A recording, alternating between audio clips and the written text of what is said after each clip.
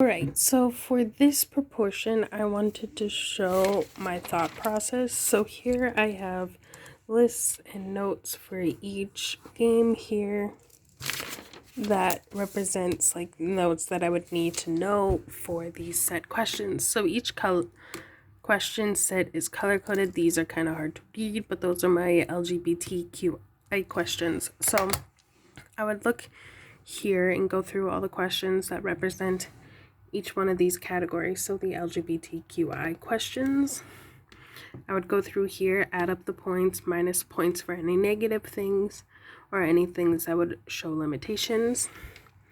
And here's the category, and here is each game that I analyzed. So for Fortnite and Call of Duty, there is 0 LGBTQI representation that can be notified. So for here, it comes up to 0.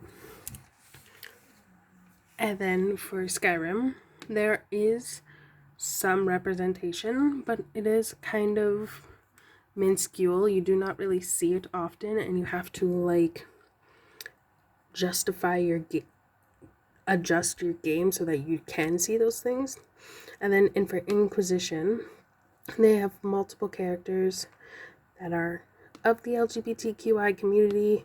Some are playable, some you can only have conversations with as your main character, but they are there. And there's very few negative stereotypes. There's one with a strictly gay male where he is slightly more feminine, and that is a negative stereotype, but it is okay because they counteract that slightly with the way that his personality is more so set up. So then, bringing these back up, so for the power questions, there's multiple questions in here that can be represented for power. So the main one would be how many women are in a position of power. That would give 4 points per woman. So if you have 4 of them, that's 4 points each. And if one of them ends up being a person of color, that's an extra 3 points. Then if you go through again and you have males who are in a position of power who are colored, that's 2 points. And then there you go. Those are the main questions for power, basically. And that one was really hard to kind of decide what is a position of power. So I went with like the more general within the main quest line and not outside of it. So for Inquisition, that came out to 15 points. I did have to take off some points for power because there is male representatives who are in positions of power, and they are not of color. They are strictly white, straight men, which sadly, that kind of messes up that situation there. But it did come up to 15 in total. The main questline has mainly women of power, which is very nice for Inquisition. For Skyrim, there is people of color and women of color. They are usually mainly white, cis, straight men, but it is very nice to see. So going up here, so you have clearly this here, and for Fortnite, sadly becomes into 0 again for that because they have no clear representation of that. So they do come in at the fat 0, making them probably the worst game out of all of these. For Call of Duty, it was again really hard to find women of power. I did find 3, and one of them was of color, so then it came up to 8, but I did have to take away some points because they have some really sexist characters in there, which I will get to this negative number in just a moment. So then the design team, I did go through. I only have 2 questions that are directly related to the design team, and that is for the design team. So those are the people who would design like the characters, the graphics, the world type of ideal, and if they had female or people of color contributors. If yes, 3 points, and if they did not have a single one that I could find, that would automatically give them a negative 15 points. Lucky for the Inquisition team, they had 2 people of color that I could easily find. It was really hard to find it because multiple teams worked on this game, so it was hard to find clear ones, but one of the main designers was a female and one of the main writers was a black male, so I was able to put that into there. So that's where I got from 6. For Skyrim, it was basically very similar. I was able to find 2 female contributors, which is why they also got 6. For Fortnite, I could only find a singular female in the entire thing when I was looking, and I dug really deep for that one. So they only got a 3 points here. And then for Call of Duty, I did find 2 males who are of color, so that did put them into 6. So now for character, I have a lot of questions that relatable to characters. I tried to keep out the LGBTQI questions when it came to characters because I made this strictly the main character that you play as. So does this game let you pick and choose your character, and that's automatically 2 points, and if there are multiple races to choose from, you get 2 points each. So in Inquisition, there's 4 races to choose from straight off the bat, which you would see in my descriptive video that I have posted on YouTube. In Skyrim, they actually have a lot of races to choose from, and you can pick between male and female, and you can choose your character, but I will explain why they only got 2 points when it comes to that. For Fortnite, you can't really choose your character, and there are multiple races, so I was able to give them some pity points for that. And then for Call of Duty, you cannot pick your character. There are very few races, but mainly the characters are white men. And because Call of Duty is a military game, I guess I can expect that, but lots of women serve in military, lots of people of color serve in military, so that's why I was very confused of why I could only find like 6 female characters and only 2 of them were of color, and the rest were just white men. It was horrible. Continuing, is there a playable character out of gender identity outside of normal masculinity? And that would be 2 points. So for Inquisition in Skyrim, you can strictly choose how you want your character represented, so I did give them those 2 points. For Fortnite and Call of Duty, there is really no clear indication of something like that, so I just didn't give them any points for that, so they just got a 0 when it came to that question. So does this character have the same access range, level, abilities, etc.?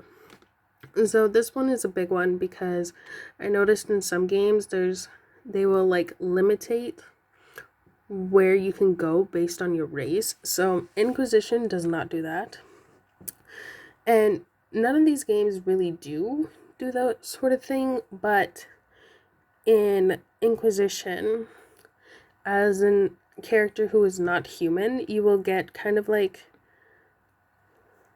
I guess you can say, racist remarks towards you, but that is very, very limited. So I put that as characters who are openly racist, sexist, perverted. So that's where they lost points. And honestly, that's the only part where they lost points, because you have characters of different body types, you have characters of different gender identity, you have characters of different personality. There's one character in there, Cassandra, who is very masculine, but she's also very feminine at the same time. You have characters who are very masculine while female, and you have characters who are very feminine while actually of male identity. There is even transgender characters in there, so I would like to say that they're very inclusive when it comes to things like that. And then, can this character pursue a goal beyond killing a foe or rescuing somebody? Yes. Inquisition has multiple storylines to follow. They have the main one, of course, which is saving basically the whole world and stopping this guy from blowing up everything. So that's the main thing. For Skyrim, it is very similar. You have to stop a dragon from destroying the world. Once that is over, there's multiple other storylines to pick up, but the main one would be that. Fortnite, there isn't really a character. There is not really a set goal here. It's kind of a more fun game, but the whole universe is made up, so I kind of had to think of something there. And then for Call of Duty, the only goal is to kill somebody or save somebody. So they didn't get any points when it came to that. So, and female armor that is / clothing that is covering with only the head, neck, hands, or forearms exposed. And that's 1 point per armor set. And that is where Inquisition really started to gain up on points that I wasn't really able to mark them for every single one. But in more cases than not, their armor is covering. So this number may not even be accurate. It may be more than this. But I did not find any that would be truly exposing. I did find like tight armor and more like flattering to the figure armor, but I wouldn't say that it was like completely sexist. It was in most cases flattering. So I did not include those ones. I did take off 2 points just in case if there was that I was not aware of. For Skyrim, this is where they truly lost a lot of points. Is a lot of their armor is exposing, unpractical, made just to like make the women look more busty and so on and so forth. So they were cut out. For Fortnite, they also lost a lot of points here because all the female characters look basically the exact same and have a lot of extremely almost perverted armor with them. So I did have to get rid of stuff like that. And for Call of Duty, it is practical because it is military, but there isn't really female characters to look at when it comes to that sort of thing, so that's why they're still really far down. Does the game avoid unhealthy body ideals for men? That is the one. This 5 points can really bring it down. So with Inquisition, I said no because they don't. They do avoid unhealthy body types. So because there's characters who are very tall and very buff. There are characters who are very short and stubby. There's characters all over the area, so I really enjoyed that one. In Skyrim, mostly they all roughly look the exact same. So the body types, there isn't really any variation. In Fortnite, there's 0 variation. They all look the exact same. And in Call of Duty, they're all buff and lean, which makes sense because they are military, so I did not really fault them for that, but I did take away 2 points because they are very negative when it comes to body types for men. So then that would basically go through the majority of the questions. When it got to the LGBTQ stuff, mainly it was looking to see, are there characters of the community and are they negative? In most cases they weren't, so that's where all these points came from. So Fortnite did very poorly, so did Call of Duty. Skyrim and Inquisition did fairly well, to be honest. But of course, you can just see by glance that Inquisition did the best out of all the 4 games that I've analyzed. You can clearly see it here when you look on the chart. I do not know why these ones are only outlined and this one is filled, but it's kind of ironic.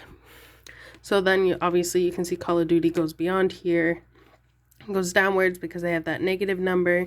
So just looking at this, you could easily see, oh yeah, so points across the board. Even if they're low in some cases, they are obviously across the board. I will include this graph in my PowerPoint, but I wanted a video explaining the way that I came up with this graph instead of just leaving it there and writing a huge paragraph to go along with it. But this is how it came out, and I'm actually not surprised that it came out this way.